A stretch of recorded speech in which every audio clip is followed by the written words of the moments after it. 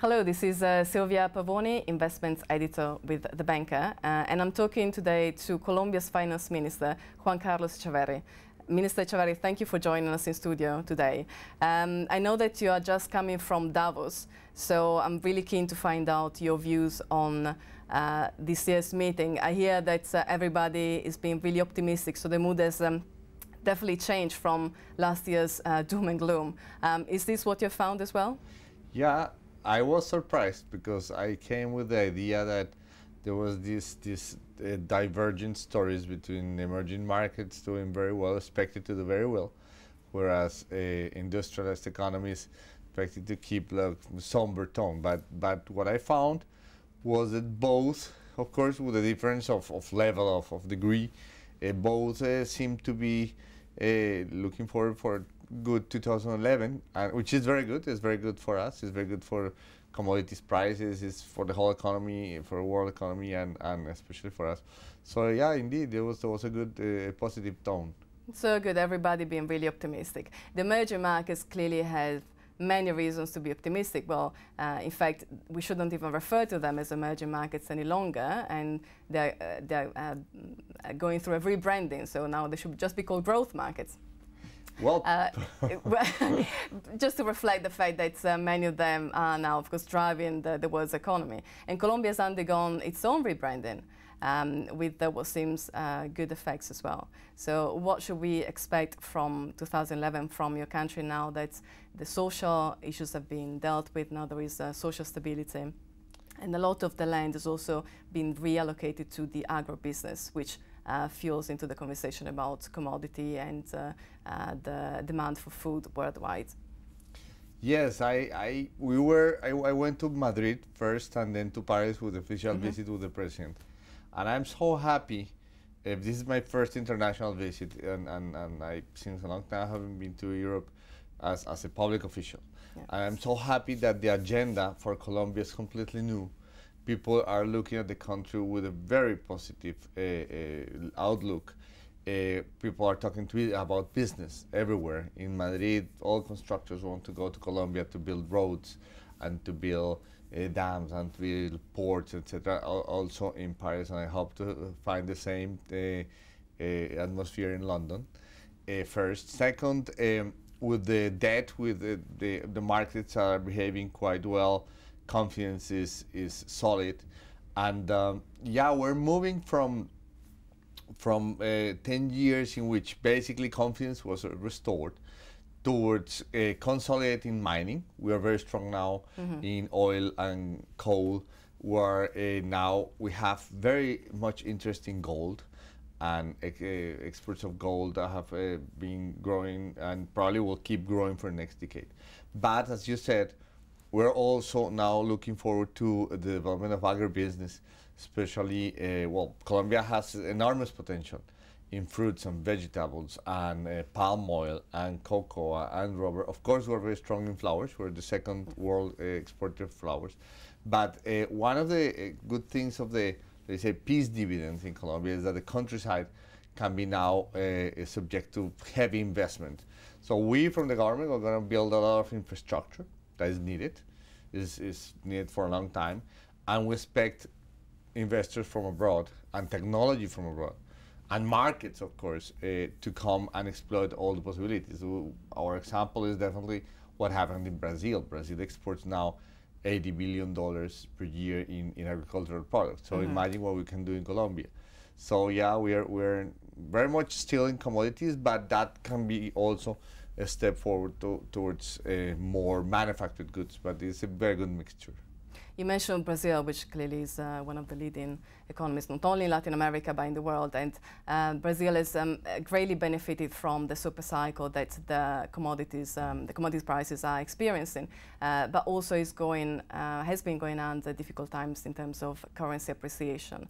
Other countries in Latin America, almost all, in fact, are following this path, and Colombia, I believe, is ready to engage in some kind of defense mechanism to prevent the currency from evaluating too much. What should we expect for 2011? No, we have been already under scrutiny because in the IMF and World Bank meetings at the end of last year, we gathered all the Minister of Finance of Latin America gathered with Mr. Geithner, the head of the Secretary of the Treasury, and he basically spelled out for us the very expansionary monetary policy, the QE2, very well known QE2, that for us quantitative easing, yes. Yeah, the quantitative easing by the Federal Reserve of $600 billion. That for us meant, and I said that precisely to him and in general for all the Ministry of Finance of Latin America, meant that we will have appreciating currencies, booming prices of housing on the stock exchange and domestic debt, which probably after 1 year, year and a half, when the situation changes and inflation comes back to the scene and they start raising interest rates, suddenly these bubbles in the making would go bust, and then we will have lost 2 or 3 years because this cycle is completely predictable. So when I got back to Colombia, I was really worried, and I told the president we really have to defend ourselves.